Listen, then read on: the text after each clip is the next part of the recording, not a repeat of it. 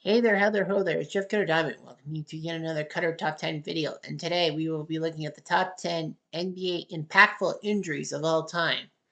These injuries, some of them are gruesome, some of them are not so bad, but they changed the course of basketball and all that. So why fight it? Number 10 is Kobe Bryant, 2013, with his Achilles injury. Kobe had been playing great ever since he came in the league in 1996 with the Lakers. He spent 17 years. He has had some injuries here and there, but not everywhere. But anyhow, Kobe would have an Achilles injury that actually would mark the beginning and the end of his career. And in 3 years, time in 2016, he would retire. The same day as Golden State winning their 73rd game to set an NBA record, Kobe put up 60, was it 60 or 50? 60 plus points against the Jazz in his final game. It was amazing, but yeah, that ruined him and all that. He didn't get to retirement because 4 years later in 2020 he would die in that helicopter crash before COVID ruined everything. Number 9, Draymond Green in the 2019 finals. So Draymond Green and the 2019 Warriors were trying to climb the mountain for an unprecedented third straight time. They were the champs in 2017 and 18. Of course, they would have been in 2016 if they had held on to their 3-1 series lead against Cleveland. 2015 they won, so they would have been going for 5 straight if everything looked good. Unfortunately, though, it wasn't. Draymond Green would be one of the first few guys to suffer a massive injury and all of that. Draymond would be, hit hard. Klay Thompson also would be hurt too. So the 2019 Warriors were really banged up and all that. That's not the last time I'll talk about the 2019 Warriors. Number 8 is Bernard King in 1985. Bernard King was at his highest power. He once scored over 60 points in a Game 5 elimination game against the Pistons. He was the king of New York, pun not really intended. But anyhow, he did his job, and the Knicks were going to win a lot of things. But in 1985, he suffered a devastating knee injury, which was terrible with his knee, his ACL, MCL, and all that. It shortened his career. He would play for the Nets and have one good season before faltering further with injuries. So it was beginning of the end for his career, and it altered the Knicks' trajectory because they started to fall flat on their butts. They didn't tank; they just sucked. And luckily for them, they got the number 1 draft pick in the draft lottery in 1985, which I talked about the last video I did. And the fact that, David Stern apparently froze an envelope, a bent envelope, all that. But the Knicks won some decency. Number 7, oops, wrong number. Number 7 is Kevin Durant in his Achilles tear in 2019. Kevin Durant was playing injured throughout the playoffs, and he had an Achilles tear. Well, he had some massive injuries, and he wasn't there for the 2019 stretch right for the Warriors much. Durant would come back in Game 5 of the finals against the Raptors. He had missed the first 4 games playing it. After just half a quarter, he would slip on a move and, tear his Achilles. The fans actually cheered for it, and the Warriors were pissed off thinking that they were cheering for Durant's injury. But in fact, the fans were cheering because Durant was up off the court because, Durant would not be with the paramedics, so Durant got up in a sense. And they were cheering that. They weren't cheering his injury, despite what the Warriors and the fan base said and all that. But yeah, they were cheering Durant getting up from the deck and all that. The Warriors would, of course, lose game 6, and that was the series. But yeah, Kevin Durant, he's done okay afterwards, but, that may have ruined his career for good. Number 6 is Tyrese Halliburton in the ACL tear, Game 7 of the NBA Finals in 2025. So alongside Jaylen, is it Jaylen Brown or who's the Boston player? No. Yeah, the Boston player who's also out the year with the ACL. But anyway, Halliburton's was way worse. Halliburton was a great player for the Pacers, single-handedly getting the Pacers their first NBA Finals appearance since 2000 when he got the Pacers to the finals against the Oklahoma City Thunder.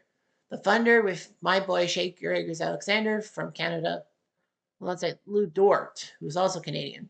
It was big because Indiana had two guys, Mathurin and Nembhard, who also were Canadian. So 4 Canadians in the NBA Finals. It turned out to be a classic series going to Game 7 in OKC, and then Tyrese Halliburton, early in the first quarter, he seemingly was trying to make a move on the defender and then slipped and then lost the basketball. Worst of all, he stayed down on the floor, and the fans were just shocked. Even the Thunder fans were shocked. Halliburton, great player who was trying to give Indiana some leverage, actually injured himself. And that was huge. Indiana had a decent lead, but his injury cost them, and the Thunder won Game 7. And Halliburton's out for the 2025-26 season. Paul George makes it number 5 during a USA scrimmage in 2014. This was, I think, for a world championship stuff.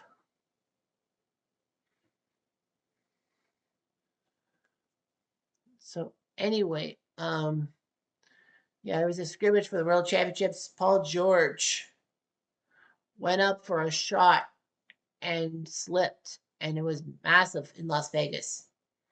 It was a gruesome injury. I don't recommend seeing it on YouTube because, well, that's just horrible to see. But yeah, Paul George really had a compact leg fracture. You're thinking this should be top 3, but no. Like, Paul George made a massive comeback.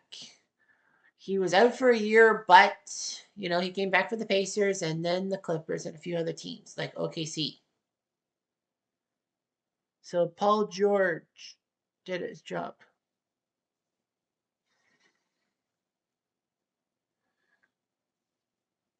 So anyway, that ruined his career. Number 4 is Grant Hill with his ankle injuries from 2000 to 2003. Grant Hill came from the University of Duke, won a couple of national championships, and the Pistons were happy to have him. It could have been a 3rd title, but Arkansas ruined them in '94. But yeah, Grant Hill was named co-rookie of the year with Jason Kidd, and he was looking good for the Pistons. And then chronic ankle injuries hit him. Well, once he left Detroit in free agency to Orlando, the Magic thought they had the magic piece, pun intended.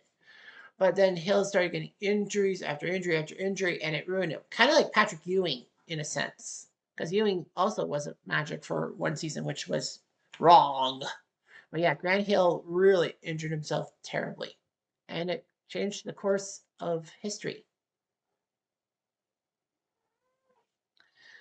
So that's what happened.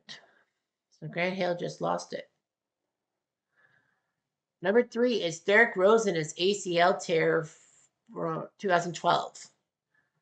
Now, of course, this is the top 2 injuries have like multiple years added with the injury, but yeah, this was a one-time thing. Derrick Rose came from the University of Memphis, almost won the national championship in 2008, which would have been stripped because Memphis had some improper benefits involving Derrick Rose and his family. He came to the to the Bulls, his hometown team, and it looked good. 2012, the Bulls were the 1 seed in the East. It was like Chicago was going back to the MJ days and doing dominant.